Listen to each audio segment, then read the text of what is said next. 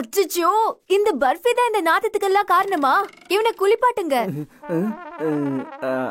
அது நாம இப்போ மார்க்கெட்டுக்கு போக வேண்டியிருக்குல்ல, அதனால சீக்குவன் பண்டி சீக்குவையும் பண்டியும் பண்ண சொல்லு. அவங்க அவனை குளிப்பாட்டி விடட்டும். அதுவும் இல்லாம இது அவங்க பொறுப்பு தானே. ஆமா ஆமா. சீக்கு, பண்டி, இப்ப என்னடா பண்ணி தொலைச்ச? நீ என்னடா பண்ண? நீ குளிச்சு எவ்வளவு நாள் ஆகுது? அச்சோ, நாத்தம் தாங்க முடியல.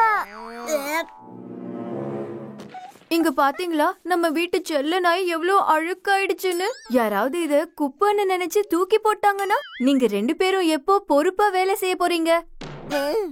அழுக்கானது பர்ஃபியான லெக்சர் மட்டும் எங்களுக்கா?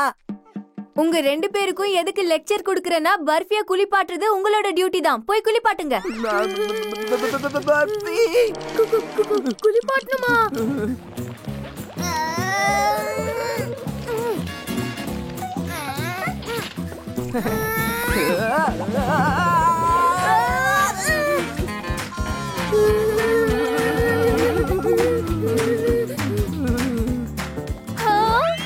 என்ன பண்ணி வச்சிருக்கீங்க? இவனை குளிப்பாட்டுறதுக்கு எங்களால முடியாது மம்மி. என்ன பொறுத்தவரை பர்ஃபியை குளிப்பாட்டுறதை விட இந்தியன் கிரிக்கெட் டீம்ல செலக்ட் ஆவறதே ஈஸி மம்மி.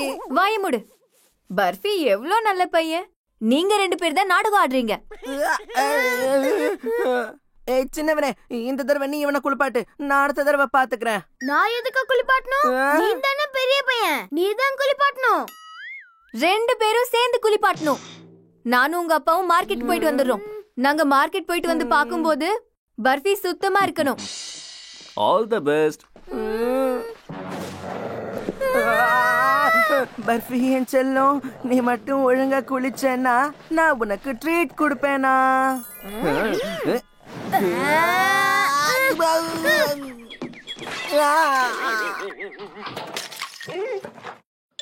பர்ஃபி, அம்மாவும் பாட்டியும் கிஃப்ட்ஸ் எடுத்துட்டு வரும்போது எங்களால தான் பார்க்க முடியல. ஆனா நீ தான் ஒரு தேர்ட் அம்பையர் மாதிரி நின்னு க்ளோஸா இருந்து வாட்ச் பண்ணல. அப்போ உனக்கு அம்மாவோட கிஃப்ட் எது, பாட்டியோட கிஃப்ட் எதுன்னு நிச்சயம் தெரிஞ்சிருக்கும்.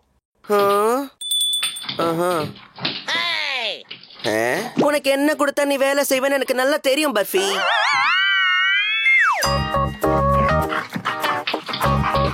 Very good. எனக்கு மட்டும் நீ அம்மாவோட கிஃப்ட் எது, பாட்டியோட கிஃப்ட் எதுன்னு சொல்லிட்டேன்னா நான் உனக்கு உன்னுடைய ஃபேவரட் ட்ரீட் கொடுப்பேன். சாயந்தரம் பார்க்ல வாக்கிங் கூட கூப்பிட்டு போவேன்.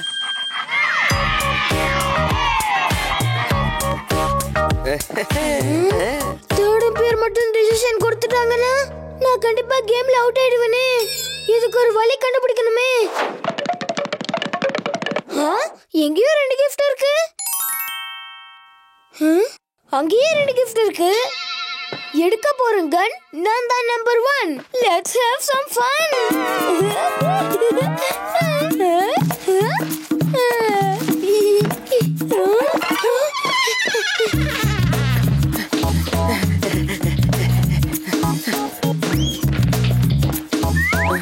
அட, இங்க எப்படி 4 கிஃப்ட்ஸ் வந்துச்சு?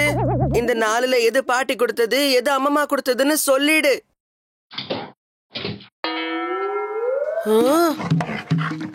என்ன, இதுதான் பாட்டியோட கிஃப்டா? நல்லா யோசிச்சு பாரு பர்ஃபி.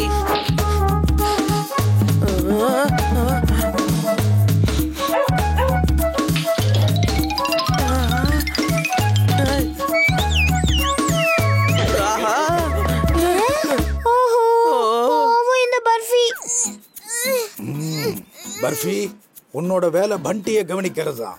ஒருவேளை இவன் எக்ஸசைஸை நிறுத்திட்டான்னா உன்னோட வேலை குலைக்கிறது தான்.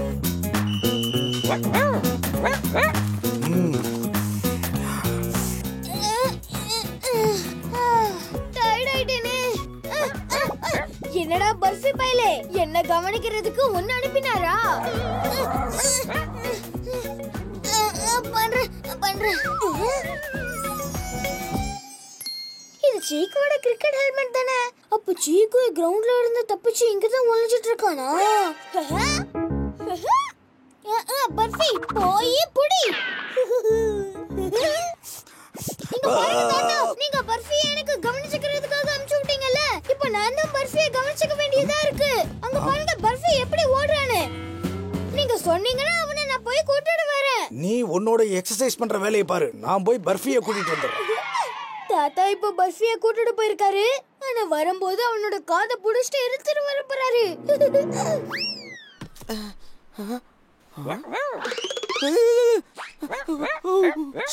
இப்ப மட்டும் நீ சைலண்ட் ஆகலனா அப்புறம் என் வாழ்க்கை முழுக்க வயலண்ட் ஆயிடும்.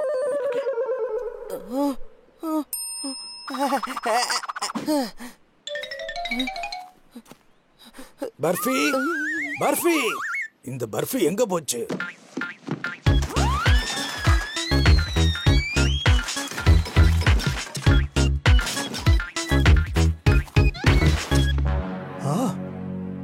இது யாரோட நாய்ப்பா இது? இது என்னோட நாய் தான்.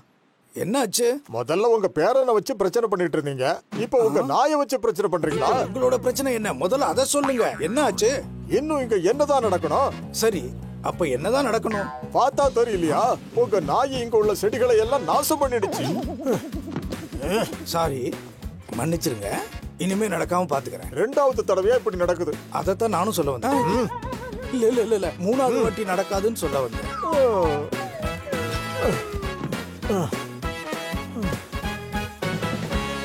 பண்டி தான் பண்ணான்னா நீயுமா? போ முதல்ல.